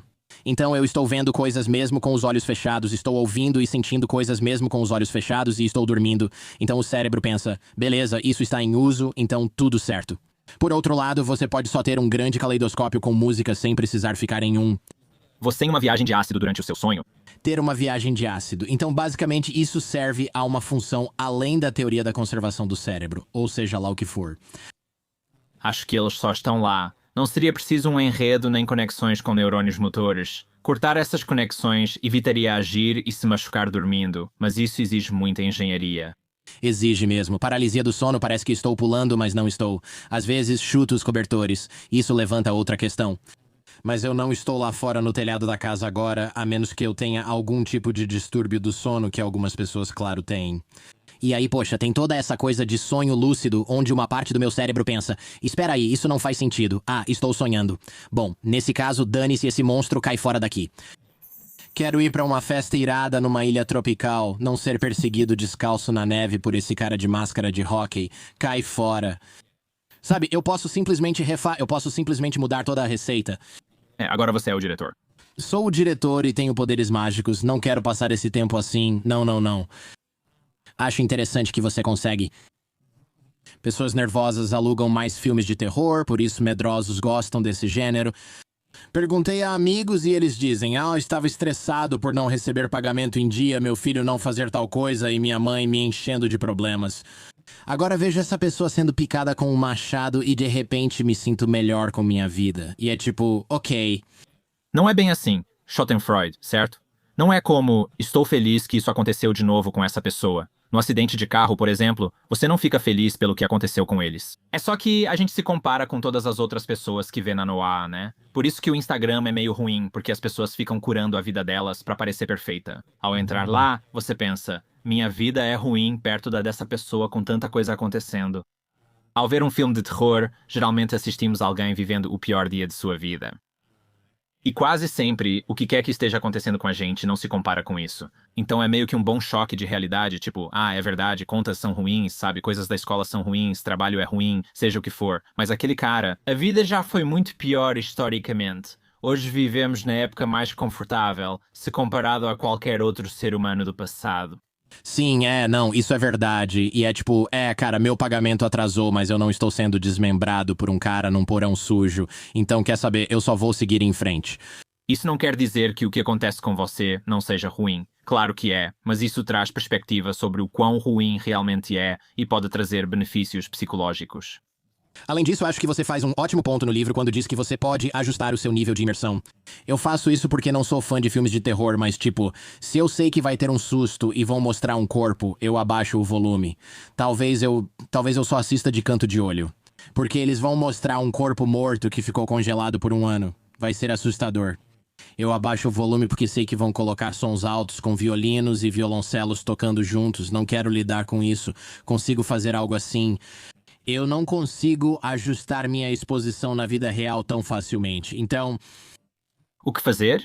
Você percebe que está ansioso, mas é difícil simplesmente parar. Se fosse fácil, seríamos bem mais bem-sucedidos, mas não é simples justificar. Muitos desses medicamentos prescritos não seriam... Não renderia bilhões de dólares. Pato? Correto, vendas de Xanax. A maioria das pessoas não necessita disso. Bem, mas você sabe, se você está assim, uma coisa que você pode fazer é combater fogo com fogo, certo? Dar à sua mente algo assustador para competir. Pensamentos assustadores. Se a história for bem contada e houver estímulo assustador, como em um filme de terror, você acaba sendo sugado para dentro dele. Você está se sentindo ansioso ou com medo, talvez por causa do filme, em vez daquilo com que você estava preocupado. E então, quando o filme termina, seu cérebro recebe um sinal de que, aquilo que você temia agora está indo embora, certo? E assim, isso vai realmente ativar ou aumentar a atividade do seu sistema nervoso parasimpático, que é a parte do seu sistema nervoso responsável pelo descanso e digestão. E isso pode realmente te acalmar fisiologicamente um pouco. Existe um ponto ideal para o medo ou para sentir medo? Porque, de novo, eu não sou muito fã de filmes de terror, mas quando eu assisti a um filme, O Telefone Preto, acho que fez sucesso o suficiente para ter uma sequência. Mas todo mundo com quem eu conversei disse, eu não gostei desse. O cara assustador nem era tão assustador assim. E eu pensei, na verdade, isso funciona para mim. Eu não preciso de um filme louco, demoníaco, nojento, cheio de sangue. Já é assustador o suficiente pra mim. Eu não quero algo que seja mais apavorante. Isso me deixa ansioso e me pergunto se todos são assim. Tipo, é possível uma casa assombrada dessas que tem em fazenda ser assustadora demais? Ou existe um jeito de você meio que descobrir? Eu gosto de um certo nível de susto, não quero mais que isso, pois ele já aumenta minha ansiedade e não preciso disso. É. Então, um dos estudos, sabe, muitos dos meus estudos acontecem fora do laboratório, porque é realmente difícil estudar o envolvimento verdadeiro com o medo no laboratório, porque os comitês de ética não gostam disso. E é realmente difícil até mesmo criar algo com que as pessoas possam se envolver de forma assustadora em um laboratório. E muita coisa do que eu faço acontece, por exemplo, em atrações assombradas durante o Halloween. Um estudo nosso revelou que existe um ponto ideal, como uma zona caixinhos dourados, com a dose certa de medo para garantir máxima diversão. Então fica mais ou menos assim. Se você tem no eixo X de 1 a 10 e no eixo Y de 1 a 10. E no eixo X está o quão assustado você está, e no eixo Y está o quanto de diversão você está tendo. Veja que para a maioria, o pico ocorre por volta de 7 ou 8. Isso era com pessoas numa casa assombrada. Talvez o ponto ideal delas seja um pouco maior, tipo 7, mas o 7 de cada um é diferente. O que me faz chegar ao 7 é diferente do que te leva a um 7, certo? Mas se você meio que sabe que existe isso, tipo, está meio que no limite de tipo, eu consigo lidar com isso, mas me desafia um pouco, certo? É aí que as pessoas geralmente prosperam na vida, certo? Ao aprender algo novo, buscamos desafios moderados, algo como 7 de 10 em dificuldade. Queremos ser desafiados, mas não ao ponto de não conseguirmos realizar. É como um treino. Eu quero ser testado, mas não quero ficar vomitando por aí e não conseguir terminar. A mesma coisa com o medo, né? Então as pessoas gostam de ter o medo delas, tipo, bem no limite de onde. Ah, ok, isso meio que me assustou, mas ainda consigo perceber que é ficção. Eu estou bem, eu consigo lidar com isso, eu consigo controlar. Então, realmente parece que existe esse ponto ideal do medo. E pra todo mundo é mais ou menos um 7 de 10, mas de novo, o 7 de 10 de cada um é um pouco diferente. Encontrar isso é uma boa forma de achar coisas com as quais você pode se envolver e se divertir. Para alguns, pode ser o telefone preto. Para outros, talvez Jogos Mortais 6 ou algo do tipo. Acho que é um pouco diferente. Talvez você crie tolerância, assiste o telefone preto, depois vê outra coisa e alguém faz algo.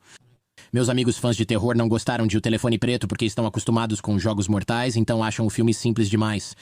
Só um cara com arranhões no rosto e alguns sustos, tanto faz, tô fora. Bom, e os protagonistas são, sabe, eles não se identificam muito com o protagonista porque os protagonistas são crianças, né? Eu acho. A exceção são pessoas que cresceram na época em que assassinatos em série por crianças estavam no auge, como nos anos 70 e 80. E a verdade, o perigo de, tipo, um estranho numa van te sequestrar quando você era criança, provavelmente era um medo real para algumas crianças daquela época. Então isso pode realmente funcionar para algumas pessoas que estão nessa faixa etária agora. Ótimo ponto. Pessoas pegavam crianças e as colocavam na van. Isso acontecia com crianças próximas a mim. Ou pelo menos era um medo, era como um medo de algo, né? Isso aconteceu de verdade. Alguém tentou me sequestrar quando criança. Um homem fantasiado de palhaço tentava sequestrar crianças perto da minha escola, algo bem clichê. Sim, isso foi nos anos 80 ou início dos 90, era uma boa comunidade. As pessoas diziam, tem um cara vestido de palhaço com balões no carro tentando falar com você. Ele é fácil de achar. Foi assim, aconteceu, surgiram outros relatos e a polícia disse que encontrou o suspeito que mora com a mãe e tentava sequestrar crianças. Pelo que sabemos, ele não matou ninguém, mas ganhou até um documentário repetindo isso. Então tivemos um pouco disso. Sei que estamos quase sem tempo. Gostaria que você explicasse por que a infância é tão longa nos humanos.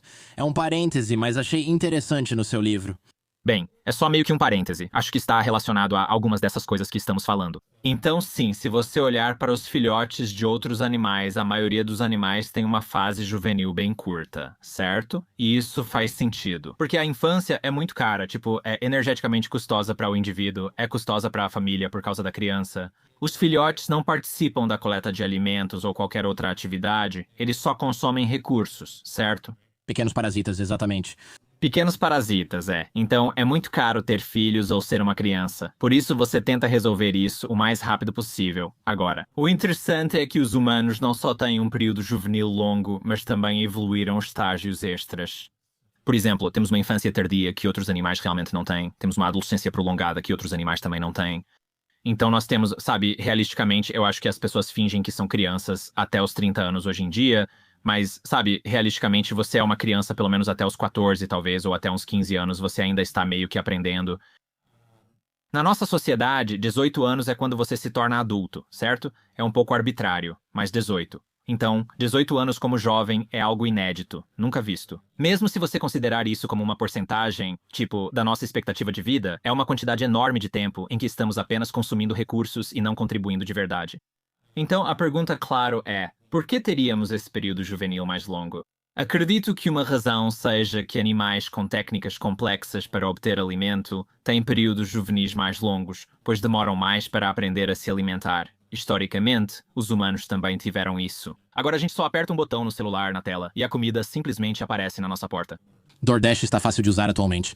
Sim, mas historicamente tivemos uma relação complexa. Somos onívoros, caçamos, coletamos e cultivamos comida. Realizamos todas essas atividades de obtenção de alimento, que são complexas. Isso é uma das coisas que tende a causar períodos juvenis mais longos. Outro ponto é a vida social complexa. Os humanos provavelmente têm a mais complexa entre os mamíferos e talvez entre todos os animais. Assim, essas duas coisas prolongam nossa infância para termos tempo de aprender a ser humanos, certo? Por isso, sinceramente, muita gente tem essa infância prolongada e falsa. Hoje vemos pessoas dizendo que ainda são crianças nos 20 e poucos anos. Porque o mundo está cada vez mais complexo, aprender a ser humano está ficando mais difícil. As coisas e a tecnologia evoluem tão rápido que nunca nos sentimos realmente preparados. E eu acho que isso se encaixa muito bem nessa história de curiosidade mórbida também. Porque se você tem vidas sociais complexas e coleta de alimentos complexa, você também vai encontrar muitas ameaças complexas. Como humanos, somos uma espécie migratória e não nativa de nenhum lugar. Ao conquistar a Terra, sempre encontramos ameaças desconhecidas ao chegar em novos lugares. Pode ser uma doença, um predador ou uma tribo perigosa. Por isso, leva tempo para aprender a ser humano, inclusive o que é perigoso para nós. Coltan Scrivener, obrigado, foi bem interessante. O livro também. Vamos colocar o link nas notas do episódio para te dar destaque. Ciência divertida, acho que você assistiu muitos filmes de terror e fez coisas interessantes para encontrar caminhos curiosos para explorar. Então agora você é o cara do medo, esse é o seu nicho científico. Tudo bem, esse é um legal. Esse é um legal mesmo. Obrigado por ter vindo. Comece a pensar em ataque de vingança como um ataque cardíaco. É uma emergência médica. 95% das pessoas vão relatar que têm desejos de vingança. Alguns se perguntam, isso é mesmo um vício? Estudos indicam que você sente mais ansiedade e depressão prejudicando sua vida.